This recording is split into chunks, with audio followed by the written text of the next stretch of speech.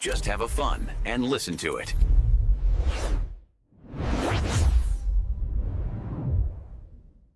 안녕하세요. Just have fun. 스토리 라디오 스테이션입니다. 네, 안녕하세요. 여러분의 지적 호기심을 맛있게 요리해드리는 덱스터입니다. 여러분의 시간을 의미 있는 이야기로 순삭시켜드릴 클레어입니다. 방송 시작 전에 저희 구독, 좋아요, 알람 설정 잊지 않으셨죠? 여러분의 클릭 한 번이 저희에겐 정말 큰 힘이 됩니다. 네, 맞아요. 자, 오늘 저희가 준비한 이야기는 바로 글로벌 빅파마 시리즈 12천입니다. 한때는 바이러스 질환의 절대 강자였고 이제는 미래 항암 시장의 리더를 꿈꾸는 기업, 길리어드 사이언스입니다. 완치라는 단어를 의학계의 현실로 끌어온 회사라고 할 수 있죠. 그런데 참 아이러니하게도 바로 그 완벽한 성공이 회사 최대 위기를 불러오는 뭐랄까 부메랑이 되어서 돌아왔다고 합니다. 아, 성공이 오히려 독이 되었다는 거군요. 네, 오늘은 그 위기를 딛고 새로운 미래를 향해서 거대한 항해를 시작한 길리어드의 흥미진진한 이야기 한번 깊이 파고들어 보겠습니다. 길리어드 하면 역시 바이러스 질환, 특히 HIV, 즉 에이즈 치료제의 대명사잖아요. 1987년에 시작된 이 회사는 처음부터 정말 불치병에 과감하게 도전장을 내밀었죠. 맞습니다. 당시만 해도 HIV는 그야말로 죽음의 선고나 다름없었거든요. 환자들은 평생 수십 알의 약을 칵테일처럼 섞어 먹으면서 정말 고통스럽게 버텨야 했어요. 아, 상상만 해도 힘드네요. 그런데 길리어드가 이 모든 판도를 그냥 뒤집어 버립니다. 2006년에 세계 최초로 여러 약물의 성분을 단 한 알에 담아서 하루에 딱 한 알만 먹으면 되게요. 네, 바로 하루 한 알 복용으로 HIV를 관리할 수 있는 치료제를 개발한 겁니다. 이건 뭐 단순한 약의 발전이 아니라 환자들의 삶의 질을 송두리째 바꿔놓은 혁명이었어요. 그 혁명의 중심에 있는 제품이 바로 빅탑이군요.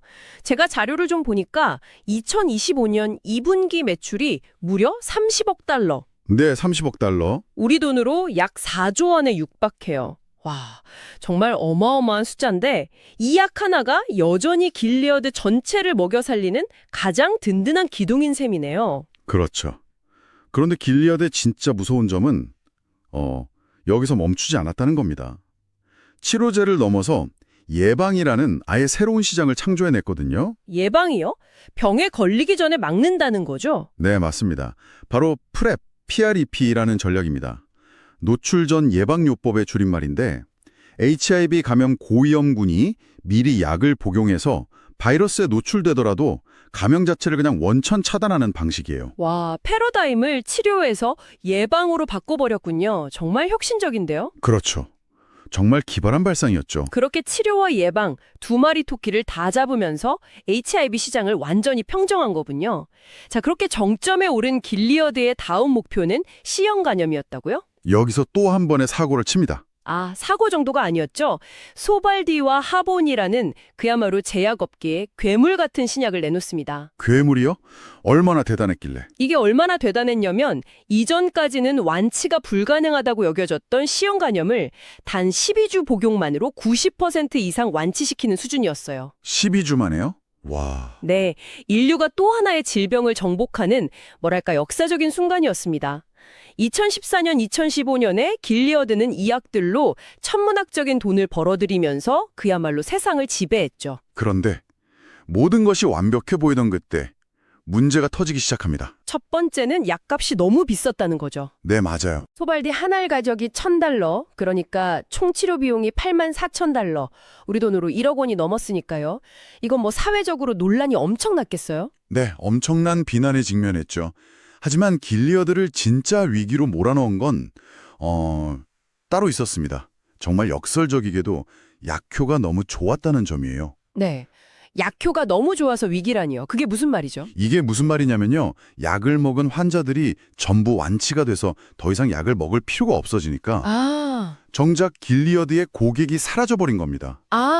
그러네요. 보통 고혈압이나 당뇨병 약은 평생 먹어야 하니까 안정적인 수입원이 되는데 C형 간염은 완치를 시켜버리니까 시장 자체가 없어져 버린 거군요. 바로 그겁니다. 경영학에서는 이걸 치유경제의 역설이라고 부릅니다.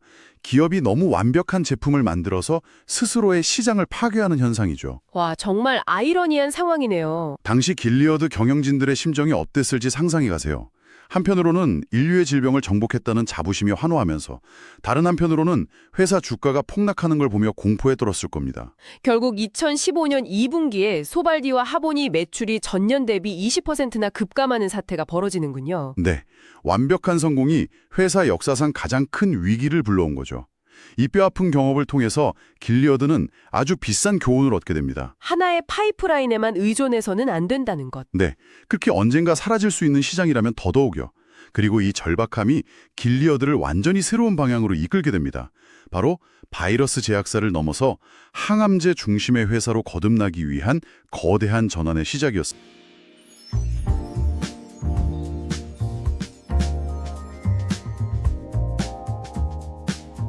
스토리 라디오 스테이션 2부 시작합니다.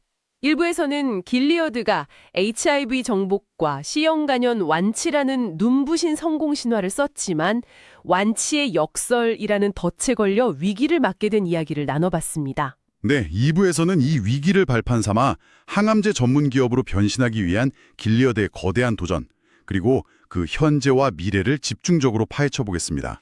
C형 간염 시장 붕괴로 위기에 몰린 길리어드가 내놓은 목표가 아주 야심차더라고요. 2030년까지 전체 매출의 3분의 1 이상의 항암제 분야에서 창출하겠다. 이건 사실상 회사의 정체성을 바꾸겠다는 선언인데 이걸 어떻게 가능하게 만들 생각이었을까요?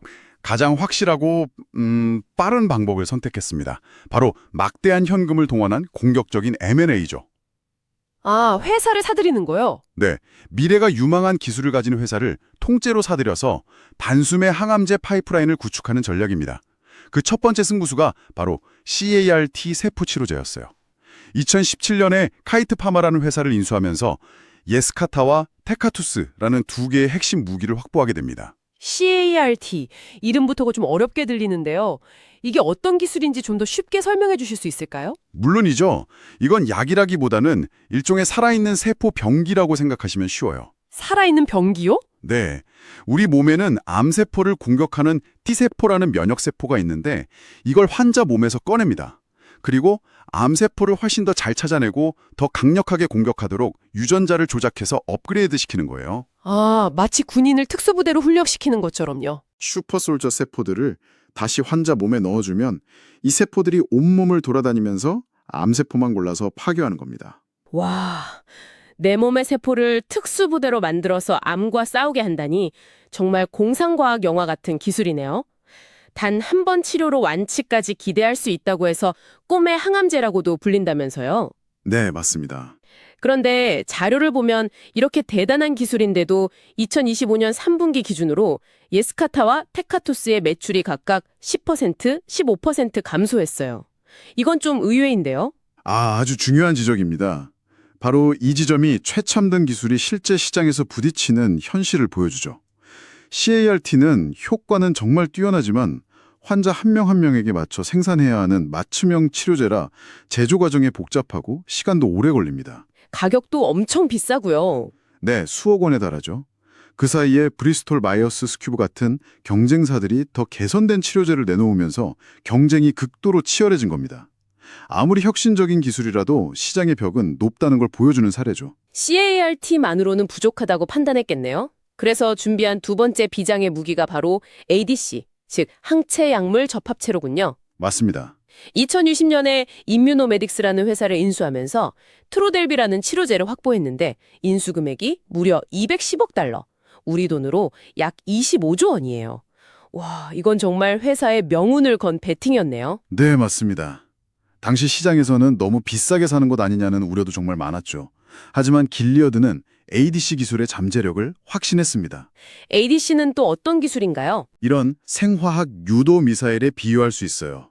먼저 항체라는 부분이 유도 장치 역할을 해서 오직 암세포 표면에만 있는 특정 단백질을 귀신같이 찾아가서 달라붙어요. 아, 암세포만 딱 찍어서요? 네, 그러면 미사일 본체에 실려있던 아주 강력한 항암제가 그때 터지면서 암세포만 정확하게 사멸시키는 원리죠. 정상세포는 건드리지 않으니까 부작용은 줄이고 치료 효과는 극대화할 수 있겠군요. 트로델비가 바로 이 기술을 이용한 유방암 치료제인데 성과가 아주 놀랍더라고요. 네, 그렇죠. 2025년 2분기 매출이 63%나 급증하면서 이제는 길리어드 항암제 사업의 명실상부한 에이스로 떠오르고 있습니다. 25조 원짜리 베틴이 성광으로 판명되고 있는 셈이네요. 네, 현재까지는 그렇습니다. 이처럼 새로운 기술을 사들이는 것도 중요하지만 기존의 핵심 자산을 지키는 건 역시 그에 못지않게 중요하죠. 아, 특허 말씀이시군요. 네, 혁신 기술이면에는 언제나 특허라는 보이지 않는 전쟁이 벌어지니까요. 길리어드의 가장 큰 현금 창출원인 빅타비도 이 특허 전쟁을 피해갈 수 없었습니다. 아, 그 유명한 특허 소송이요. 결국 경쟁사인 GSK에 거액을 물어주기로 합의했죠. 그렇습니다. 선지급금으로만 12억 5천만 달러, 우리 돈 약 1조 7천억 원을 지급하고요. 앞으로 미국 내 매출의 3%를 로열티로 계속 지급하기로 했습니다. 와, 시장 1위 자리를 지키는 대가가 정말 비싸네요. 그렇죠. 새로운 항암제를 개발하는 동시에 기존의 캐시카우에서는 계속 돈이 빠져나가는 이중고를 겪게 된 겁니다. 자, 그럼 길리어드의 미래를 종합적으로 정리해 볼까요? 강점과 약점이 아주 뚜렷해 보입니다. 맞습니다. 가장 큰 강점은 역시 막강한 자금력이죠. 2025년 3분기 영업 현금 흐름이 41억 달러, 우리 돈으로 5조 원이 넘을 정도니까요. 이 돈으로 언제든 제2, 제3의 트로델비를 사들일 수 있는 실탄을 가졌다는 의미입니다. 바이어스를 완취시켜본 경험과 그 위기를 극복해본 DNA도 큰 자산이겠고요. 물론입니다. 돈으로 살 수 없는 귀중한 자산이죠. 하지만 과제도 만만치 않습니다. CAR-T 분야에서는 경쟁사들에게 밀린 주도권을 되찾아와야 하고 또 폭발적으로 성장 중인 트로델비의 성공을 다른 암호로까지 확장시켜야 하는 숙제를 안고 있습니다. 무엇보다 빅타비의 특허 만료와 로열티 부담을 넘어설 새로운 블록버스터 신약을 계속해서 만들어내야 한다는 압박감이 클 것 같네요. 완취라는 인류의 꿈을 실현했지만 그 완벽함 때문에 오히려 위기에 빠졌던 회사. 길리어드는 C형 간염 시장에서의 뼈아픈 교훈을 바탕으로 이제 항암제라는 더 거대하고 험난한 바다를 향해 나아가고 있습니다. 특히 유도미사일 항암제 트로델비의 눈부신 성장을 보면 길리어드의 변신이 성공적으로 진행되고 있는 것처럼 보입니다. 과연 길리어드가 CAR-T 분야의 부진을 딛고 2030년 항암제 매출 비중 30%라는 목표를 달성할 수 있을지, 바이러스 정복자를 넘어 항암 치료의 리더로 자리매김할 수 있을지 지켜보는 것도 아주 흥미로운 관전 포인트가 될 것 같습니다. 네, 오늘 저희가 준비한 이야기는 여기까지입니다. 끝으로 구독, 좋아요, 알람 설정 다시 한번 부탁드릴게요. 여러분의 관심이 더 좋은 이야기를 만드는데 큰 힘이 됩니다. 지금까지 스토리 라디오 스테이션의 덱스터. 클레어였습니다. 감사합니다.